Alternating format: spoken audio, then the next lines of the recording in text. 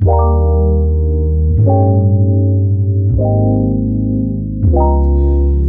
guys! Welcome to my YouTube channel! And I'm Sally Manalo. So for today's video, we're going to do a dark feminine makeup with, of course, my makeup kit for now is not the expensive one. So mostly I'm going to use Shein brand. So first, itong mukha ko is bare face pa siya, pero nakapaglagay na ako kanina ng moisturizer. So may gagawin akong hack ngayon. Ito, Vaseline. Yan, yung Vaseline yung gagamitin nating primer. Let's see kung maganda siya. We don't need too much. Konti lang. So, nakita ko dun sa mga gumawa ng hack na to, ginawa nila to, and then tinry nila if their makeup will gonna stay for long. Like, they tried it to test until 12 hours. And, yan maganda yung kinalabasan. Kasi, kahit gabi na, after matapos yung 12 hours, ano pa rin siya, andun pa rin, nagstay pa rin yung makeup, maganda pa rin yung lapat niya. So guys, mag-start na tayo. Unahin ko muna yung kilay natin, para hindi na siya magka-product, and kumapit yung hida, hindi siya mabura baga. Actually guys, tinapon ko na yung iba kong makeup. So ito na lang yung mga natitira, kaya kadalasan sa gamit ko is Shiglam. Before, mga gamit ko Maybelline, DYS, galing ng Pinas.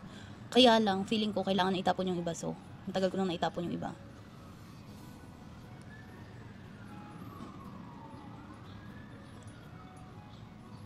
So magkilay lang tayo guys. Syempre yung kilay, gusto natin looks natural pero on flick. Kung meron naman kayo ng brow gel, mas maganda. Ako kasi wala.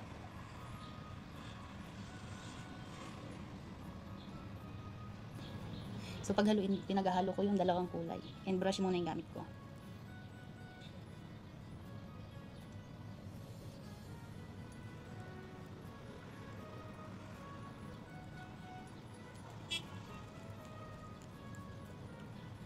So yun, pag napaghalo mo na siya guys, and puno na yung ating brush, saka mo lang siya ilalagay sa mukha mo. Yan ang trend this 2025, and I think much better talaga na huwag mo i-direct yung foundation sa mukha mo para hindi mag-kinky. So maglagay na tayo ng foundation. Guys, yung foundation yung kapalit, depende sa gusto nyo. Ako kasi preferably ko talaga, since magbibideo lang naman ako, ibuburahin ko rin to later, manipis talaga ako mag foundation kasi ako ay pawisin sa mukha. So whether maganda yung foundation o hindi, magkikinki yan later kasi sobra akong pinapawisan.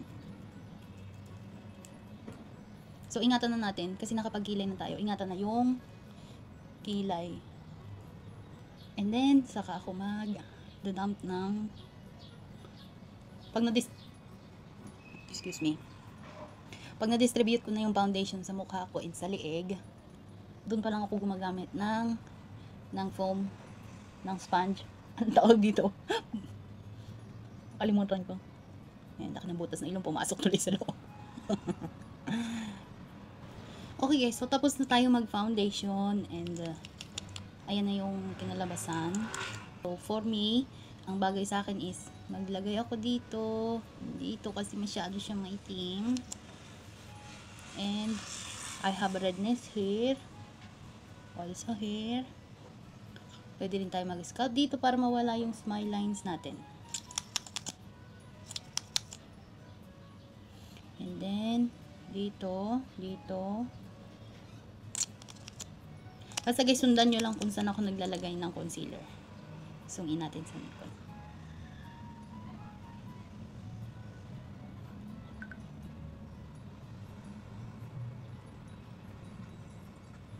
Yan guys, maglagay tayo ng concealer dito, mula dito sa medyo dulo ng mata, pataas, para mamaya mag-snatch tayo going up.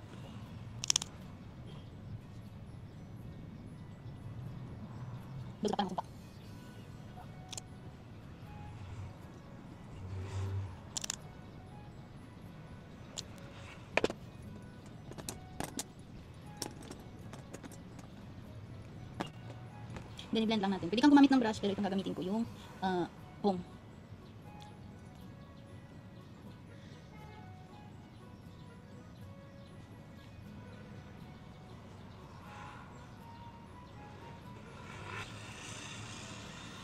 Then, yung contour naman natin, maglagay tayo dito. Wait, dito ko titingin sa salamin para ma-perfect natin. Okay. And then, dito.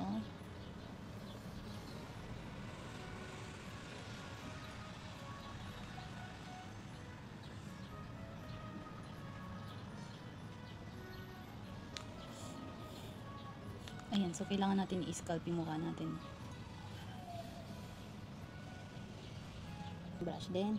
Dip mo lang dito. Then, magsimula kang mag-shape. Kailangan connected dito sa kilay, guys. Connect mo doon.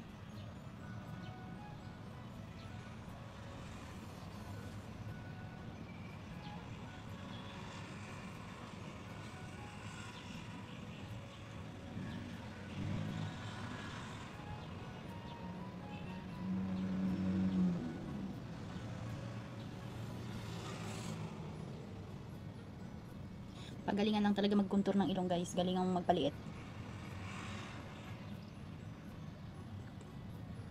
And then, kailangan lagyan natin dito para lumiit yung butas. And kapag bottom nose kasi ako, guys, titingin ka lang sa salamin. And kung saan yung medyo may shadow, doon ka maglalagay ng line.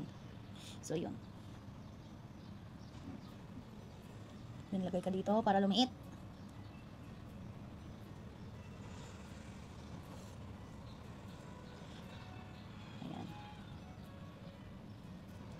This one should be top, going up, top, going up, top, going up.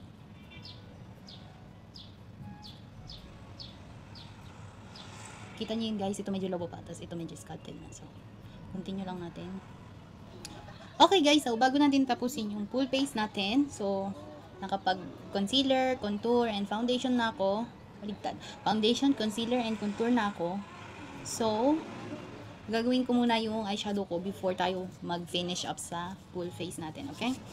So, always, after you, tap, tap, tap, and tap it on the side para hindi magginky yung foundation nyo.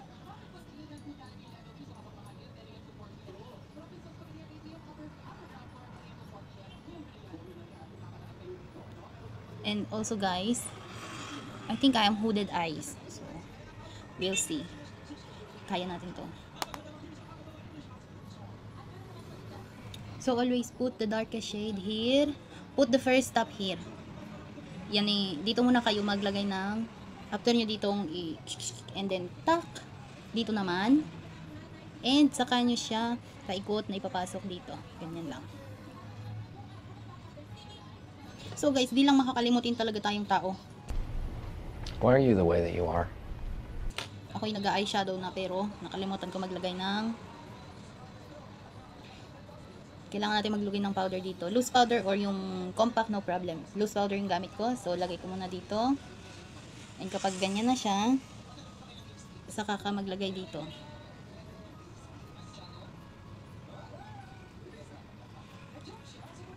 Para walang kakapit. Kahit may malaglag na foundation, hindi siya kakapit sa balat mo.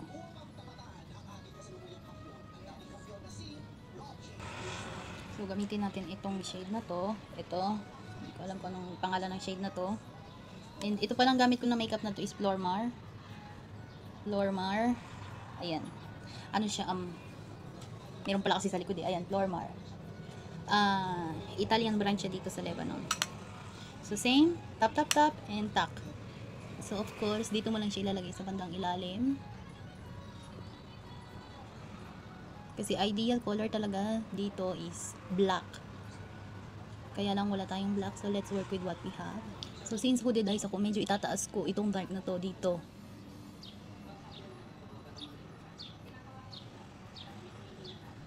Ayan. Eyeliner. So, tingin ako sa salamin, guys. Maglagay ka dito. It will help also pag maglagay ka sa waterline mo sa taas. Ayan.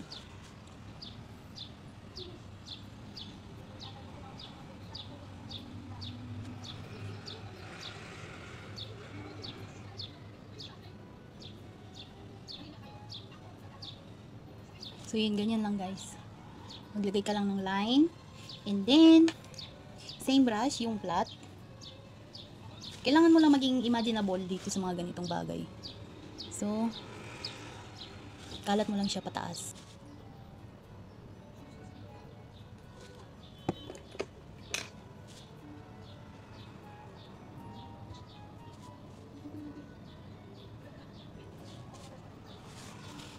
So, ayan guys.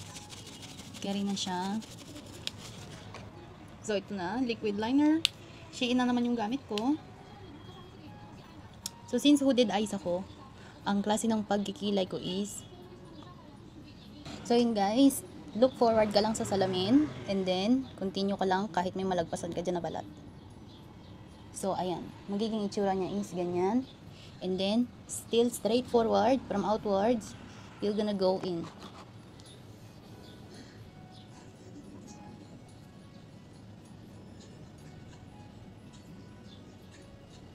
Ayan, ganyan yung magiging itsura niya. And, i-connect mo lang yung ito pababa.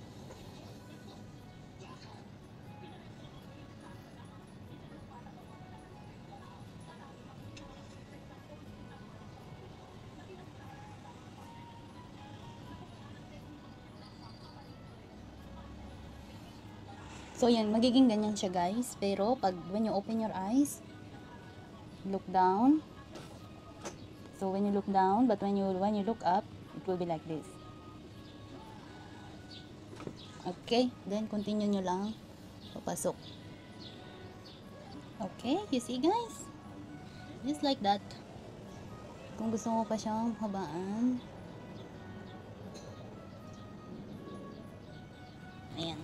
So guys, maglagyan ako ng mascara dito and pilik mata na rin ako, fake lashes. Then, tatapusin ko rin dito sa side na to, then we'll be continue. I'll be back. So, yun guys. Meron na tayong eyeshadow on the other side. Nakapag-pilik mata na rin. And eyeliner. So, remaining is my blush for my face.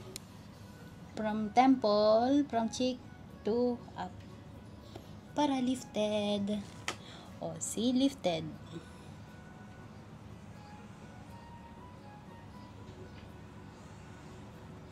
Maglagay lang tayo ng konting powder.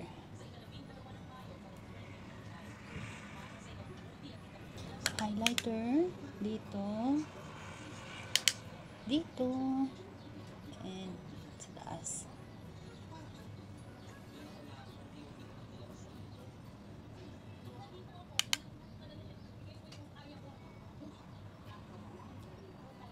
Oh, Barbie.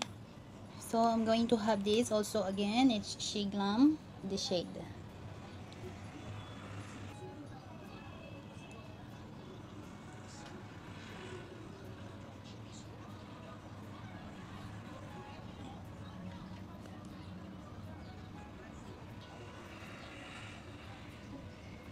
So, ito na nga guys. Ito na yung final look natin. So,